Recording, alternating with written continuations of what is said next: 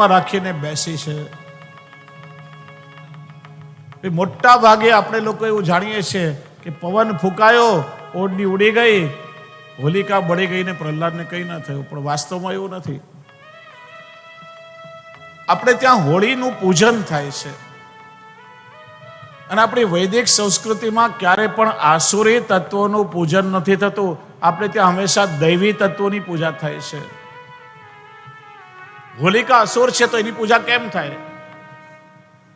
તો વાસ્તવમાં પ્રસંગ એવો છે કે પ્રહલાદ જ્યારે હોલિકાના ખોળામાં બેઠો, જેવો ભક્તનો સ્પર્શ થયો, મન બદલાયું. અરે રે, હું શું કરી રહી છું? આ બાળક આટલું નાનું છે, આ પ્રભુનો ભક્ત છે, હું એના પ્રાણ લેવા બેઠી છું. અરે મારે તો એના પ્રાણ બચાવવા જોઈએ. પોતાની ઓઢણી પ્રહલાદને ઓઢાડી અને ભક્તની રક્ષા કરવા માટે હોલિકાએ પોતાના પ્રાણની આહુતિ આપી છે. એટલા માટે આપણે ત્યાં હોલિકાનું પૂજન થાય છે. ભક્તની રક્ષા કરવા પોતાના પ્રાણોનું બલિદાન આપ્યું છે. હિરણ્યકશ્યપુ ઓર ક્રોધે ભરાયો. વારે ઘડીએ કહે છે, મારો ભગવાન, મારો ભગવાન, બોલ, ક્યાં છે તારો ભગવાન? પિતાજી એમ ન પૂછો ક્યાં છે, એમ પૂછો ક્યાં નથી. દૂધના પ્યાલામાં સાકરની કણો ઉઘડી જાય અને તમે પૂછો કઈ કણ ક્યાં છે, તો કઈ રીતે બતાવો? મારો પ્રભુ તો કણ કણમાં છે, મારામાં છે, તમારામાં છે, સર્વત્ર છે. એમ તો આ થાંભલામાં તારો ભગવાન છે? હા પિતાશ્રી, આ થાંભલામાં મારો ભગવાન છે. પ્રહલાદને થાંભલામાં પ્રભુના દર્શન થયા છે. જ્યાં સાંભળ્યું કે થાંભલામાં ભગવાન છે, પોતાની ગદા ઉપાડી જોરથી થાંભલા પર પ્રહાર કર્યો. બ્રહ્માંડ તૂટેવો ભયંકર વાત થયો અને એ થાંભલામાંથી ભગવાન નરહરિ પ્રગટ થયા. બોલીએ નરહરિ ભગવાન કી. નથી મનુષ્ય, નથી પશુ, પ્રભુએ નરસિંહ સ્વરૂપ ધારણ કર્યું છે. નથી દિવસ, નથી રાત. વૈશાખ સુદ 14 સાયંકાલનો સમય છે. દ્વંદ્વ યુદ્ધ થયું. ભગવાન ઘસેડતા ઘસેડતા ઉમરાની વચ્ચે લાવી આવ્યા. ન ઘરની અંદર ન ઘરની બહાર, ઉમરાની વચ્ચે લીધો. ના ધરતી પર મરો, ના આકાશમાં. ભગવાને પોતાના સાતલ પર ખોળામાં સુવડાવ્યો. ન અસ્ત્રથી મરો, ન શસ્ત્રથી મરો, ન જડથી મરો, ન ચેતનથી મરો. ભગવાને પોતાના તીક્ષ્ણ નખોથી એનું પેટ ચીરી નાખ્યું. આતરડા પ્રભુના ગળામાં વીંટળાઈ ગયા છે. ભયંકર ગર્જના કરવા લાગ્યા પ્રભુ. અને આ બ્રહ્માની સૃષ્ટિનો જીવ નથી. જો નખની વૃદ્ધિ થાય એટલે ચેતન છે, નખ કાપો તો દુખે નહીં એટલે જડ કહેવાય. ને સ્વયં પ્રભુએ પોતે અવતાર ધારણ કર્યો છે. બ્રહ્માનું વરદાન પણ સત્ય થયું. ભગવાનનો આ ક્રોધાવતાર છે. સુવર્ણ જેવી કેસવાળી હવામાં લહેરાઈ રહી છે. પ્રભુ ગર્જના કરી રહ્યા છે. જીભ લબકારા મારી છે. અંગારા જેવી આંખો લાલ લાલ તપી રહી છે. જો પ્રભુની ક્રોધાગ્નિ શાંત ન થાય તો ત્રણે લોકો બળીને ભસ્મ થાય. દેવો બધા ભયભીત થયા. કોઈની હિંમત નથી પ્રભુ પાસે જવાની. કે છે ને, કોઈનું ના ચાલે ત્યાં ઘરવાળીનું ચાલે. દેવો આવ્યા લક્ષ્મીજી પાસે. હે દેવી, આ પ્રભુના ક્રોધને આપ શાંત કરો. કે માં શું મોટી વાત છે? મેં તો કેટલીય વાર મનાવ્યા છે, આમ ચપટી વગાડીને મનાવી લઈશ. લક્ષ્મીજી પધાર્યા. પ્રભુના રૌદ્ર સ્વરૂપને જોઈ લક્ષ્મીજી પણ ભયથી થરથર ધ્રુજવા લાગ્યા. મારી હિંમત નથી, મારા પતિનું આવું ભયંકર સ્વરૂપ મેં ક્યારેય જોયું નથી. પ્રહલાદને પૂછ્યું, બેટા તને ભગવાનથી ભય લાગે છે? અરે પ્રભુ તો પરમ પિતા છે, પિતાથી કોને ભય લાગે? પ્રહલાદજી પાસે આવીને સ્તુતિ કરી. ભગવાનનો ક્રોધ શાંત થયો. પ્રભુ પ્રસન્ન થયા. પ્રહલાદને ખોળામાં બેસાડી પોતાની જીવાથી પ્રભુ ચાટવા લાગ્યા. પશુઓ, વાઘ, સિંહ, ગાય જીભથી ચાટીને બાળકોને વાત્સલ્ય આપે છે. ભક્ત વાત્સલ્યથી પ્રભુ જીભથી ચાટવા લાગ્યા છે. અધર સુધાનું દાન થયું. આ દેવોને પણ દુર્લભ પ્રભુની અધર સુધા છે.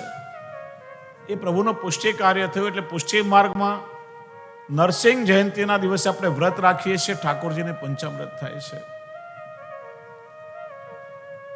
બેટા હું પ્રસન્ન થયો, માગ. તો કે પ્રભુને માગવાનું પ્રલોભન ના આપશો. અરે આપના દર્શન થાય પછી શું કામના હોય ને. પણ મારા પિતાએ આપનો અપરાધ કર્યો છે, મારા પિતાને ક્ષમા કરી દો.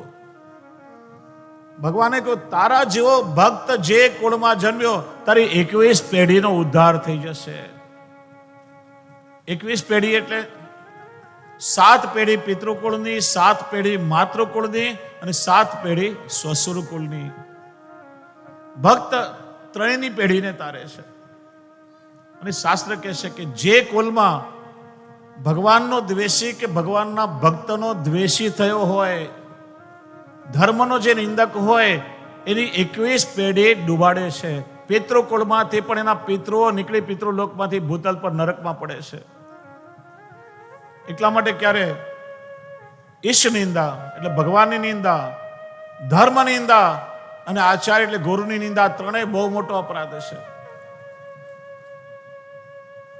અને એ ધર્મના નિંદકો પોતાની 21 પેઢીને ડૂબાડે છે. અને જે કુલમાં પ્રભુનો ભક્ત થયો હોય એની 21 પેઢી તરી જાય છે. એ રીતે ઠાકોરજીએ પ્રહલાદજી પર કૃપા કરી છે. 7મા સ્કંદને વંદન કરીએ. 8મો સ્કંદ મન્વંતર લીલા. પ્રભુનું દક્ષિણ સ્તન 24 અધ્યાયમાં છે. 4 પ્રકરણ: હરિસ્મરણ, દાનદાતા, સ્વવચન પરિપાલન અને પ્રપત્તિ પ્રકરણ. ગજેન્દ્ર મોક્ષની કથા કહી છે. કે છે આ હાથી પૂર્વ જન્મમાં દક્ષિણ ભારતમાં ઇન્દ્રધુમ્ન નામનો રાજા હતો. એક વાર એના દરબારમાં એના ગુરુ અગસ્ત્ય ઋષિ પધાર્યા. ઉભા થઈને ગુરુનો આદર ન કર્યો. ઋષિએ શાપ આપ્યો કે ગુરુ પધારવા છતાં ઉભા ન થયા, હાથીની જેમ પડી રહ્યા, તો જાઓ આવતા જન્મમાં તમે હાથી થશો. સાથે વરદાન મળ્યું, પ્રભુ દ્વારા તમારો ઉદ્ધાર થશે. એ જ ઇન્દ્રધુમ્ન રાજા હાથીના રૂપમાં આવ્યા છે. આસીદ ગિરિવરો રાજન ત્રિકૂટ ઇતિ વિશ્રુત. ત્રિકૂટ પર્વત 3 શિખરો છે, સોનાનું, રજતનું અને લોખંડનું. અર્થાત એમાં સત્વગુણ, રજોગુણ, તમોગુણ રહેલા છે. તળેટીમાં સુંદર મજાનું એક સરોવર છે.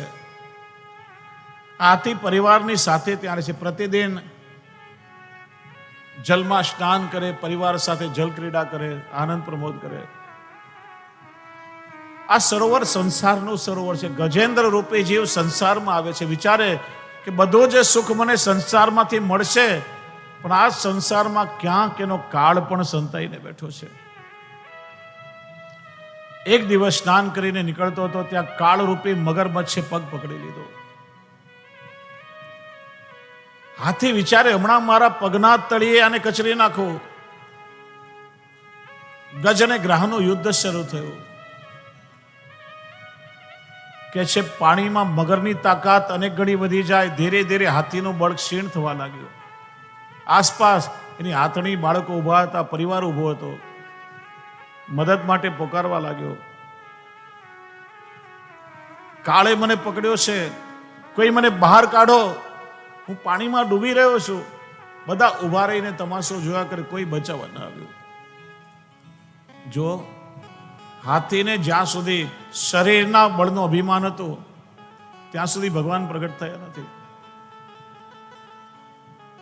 લૌકિક આશ્રય હતો કે આ પરિવારમાંથી આમાંથી કોક મને બચાવશે, મદદ કરશે, ત્યાં સુધી ભગવાનની કૃપા નથી થઈ. નિસ્સાધન થયો. જ્યાં શ્રી હરિનું સ્મરણ કર્યું, ત્યાં જ ગરુડ પર બિરાજીને ભગવાન પધાર્યા અને સુદર્શન ચક્રથી મગરનો ઉદ્ધાર કર્યો. અને હાથીએ એ સરોવરમાંથી એક કમળનું પુષ્પ તોડી પ્રભુને અર્પણ કર્યું. આ કમળ એટલે સુમન, સુમન એટલે સુંદર મન. પ્રભુની સ્તુતિ કરી.